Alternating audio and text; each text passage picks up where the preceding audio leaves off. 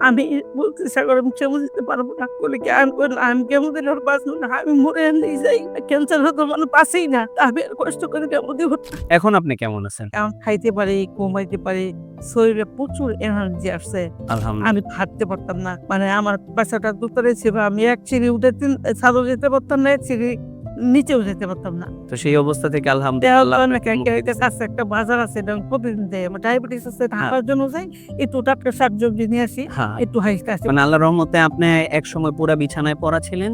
এখন বর্তমানে আল্লাহর রহমতে আপনি নিজে হেঁটে ক্যান্সার তো একদম নাই। শারীরিকভাবে অনেক যেটা বলছিলেন শক্তি আছে আলহামদুলিল্লাহ।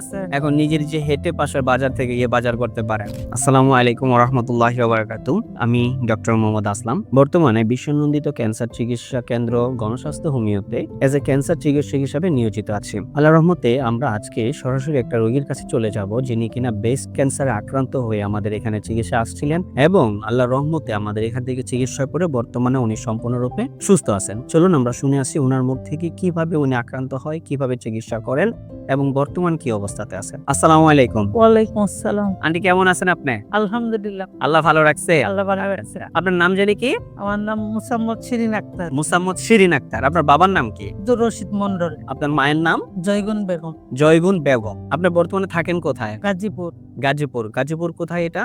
এটা ডুয়েট গাজীপুর ডুয়েট ইউনিভার্সিটির সাথে মানে ডুয়েট গাজীপুর। হ্যাঁ। কি নামে আপনাকে খোঁজ করলে পাওয়া যাবে? তো আমার ছেলে লিখে হ্যাঁ যে সাগর ইস্তিয়াক সাগর ইস্তিয়াক সাগর মানে ডুয়েট গাজীপুরে গিয়ে যদি আমরা ইস্তিয়াক সাগর ভাইয়ের নাম ধরে বলি তাহলে আমরা সরাসরি আপনাকে পাবো। পাবো। তো আপনি সর্বপ্রথম আমাদের এখানে মানে আপনি এই যে একটা সমস্যা ছিল, কি জানি সমস্যা ছিল আপনার?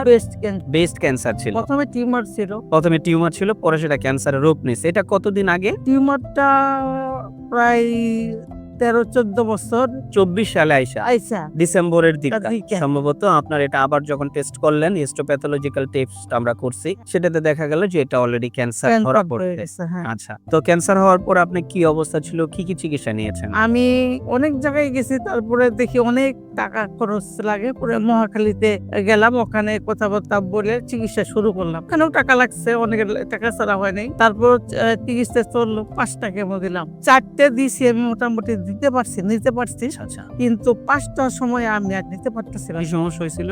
মাথাটা আগুনের মতো গরম হয়ে গেছে ঘাইমে মাথা শরীর সহ প্রচন্ড বমি আর মাথা শরীর ঘাইমে এমন ভাবে পানি পড়তেছে তখন শীত ছিল আরো আচ্ছা, মানে আমি আর কোনো ভাবেই মানে কেমোটা শেষ করতে পারে না অল্প একটু থাকতে বন্ধ করে দিয়েছে বন্ধ করার পরে ওখানে সরকারি হসপিটাল রেস্ট নিতেও দেয় না বেডে থেকে উঠাই দিচ্ছে আরেকজনকে দিবে পরে আমার ছেলে একটা হুইল চেয়ার ভাড়া করে না আমাকে ওটার মতো বসে বাঁধন দিয়েছে কিন্তু আমি হুইল চেয়ার থাকতে পারতেছি না আচ্ছা, আচ্ছা, পরে থাকছি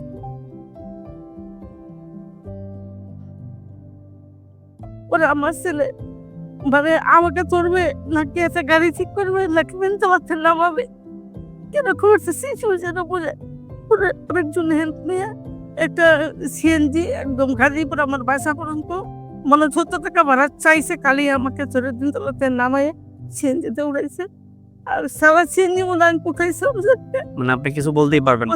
আচ্ছা, আচ্ছা, পরে বাসায় এলার পরে অনেকক্ষণ পরে আস্তে আস্তে আস্তে আস্তে একটু হয়েছে কিন্তু আমি কিছুই খাইতে পারতাম না আচ্ছা, মুখে ঘা মারিয়ে দিয়ে জিব্বা এত পরিমাণে ঘা আপনি এমনি পানি খেলেও খাইতে পারবেন না আচ্ছা, আচ্ছা, এমন অবস্থা হয়ে গেছে। তারপর বমি হুম। মানে আপনি যাও শুধু ভাত খাবেন তাও বমি হলে কি পাবো খাওয়া যাবে না। হ্যাঁ, বমি প্রচন্ড বমি আমি শুধু সারাদিন একদিন শুয়ে থাকি কিছুই খাইতে পারি না আস্তে আস্তে শুকাইয়া মানে এমন হয়েছে আমি বাথরুমে যেতে পারি না। আচ্ছা, আচ্ছা, ওরা আমাকে এমন থাকতে থাকতে পরে আমি বললাম যে যখন 6 নম্বর কেমন টাইম আসতেছে আমি বলতে সাগর আমি কেমো দিতে পারবো না বলে কি আমি বললাম আমি কেমো দিলে ওর বাঁচবো না আমি মরে নিয়ে যাই ক্যান্সার হতো মানে বাঁচেই না আমি আর কষ্ট করে কেমো দিব না বলে আমার ছেলে বলছে তাহলে তোমার কিভাবে চিকিৎসা করে ও শুক্রবার দিন নামাজ পড়ে এসে খায়া মোবাইলটা দেখতে দেখতে আপনাদের অ্যাডটা আসতে এটা অনেক ভালো করে দেখছে আমার মাইসে বলছে মা একটা কথা আমি তুমি কি ভিডিওটা দেখবা আমি কি ভিডিও কোন দেখো পরে আমি দেখছি আমি দেখে দৌড়ো ঘুমে কামনা ঘুমে খাইলে ভালো হয় না বোধ ঘুমে কামনা আল্লাহর উপরে বিশ্বাস করে চলো আমরা একটু যাই ঠিক আসি আচ্ছা, ওষুধ খাইতে হয় না। হুম। আগে আমরা দেখে আসি। এটা কত মাস আগে? আজ থেকে 7 মাস। আজ থেকে 7 মাস আগে হবে। আপনার লাইন চলতেছে। জি, জি। পরে আমার আম্মা, আমার ছেলের বউ, আমি, আমার ছেলে একটা প্রাইভেট কার নিয়ে আপনাদের এখানে আসছি। আচ্ছা, আইসা পরে সবকিছু জানছি, আপনার সাথে কথা বলছি, আরো সবাইকে জিজ্ঞেস করছি, মানে অনেকক্ষণ জানছি, দেখছি, পরে দেখা পরে চলে গেছি। ওষুধ সেদিন নেই।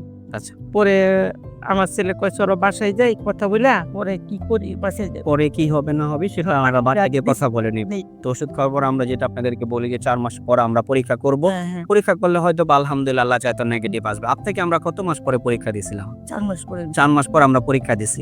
তো আল্লাহর রহমতে আপনি 4 মাস পরে আল্লাহর রহমতে আপনি ক্যান্সার থেকে সম্পূর্ণ মুক্ত আছেন। এখন কি আপনি আল্লাহর রহমতে সম্পূর্ণরূপে ভালো আছেন? হ্যাঁ, এমনিও তেমন কোনো সমস্যা নেই। ক্যান্সার তো নাই। আর এমনি খাইতে পারি, ঘুমাইতে পারি। শরীরে প্রচুর এনার্জি আসছে। আলহামদুলিল্লাহ। আমি হাঁটতে পারতাম না।